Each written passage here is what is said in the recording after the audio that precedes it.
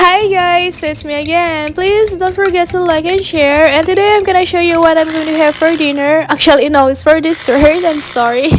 So first of all, I wish I can share with you guys. And I'm just mixing my 6 eggs and 1 can of evaporated milk, and also 1 can of condensed milk. And after that, guys, I'm just going to mix them until it's fully incorporated. And after that, guys, I'm just going to add 1 teaspoon of vanilla extract.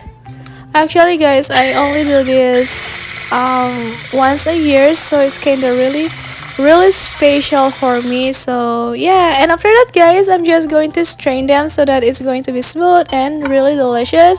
And also the molder, I just added some slightly melted sugar.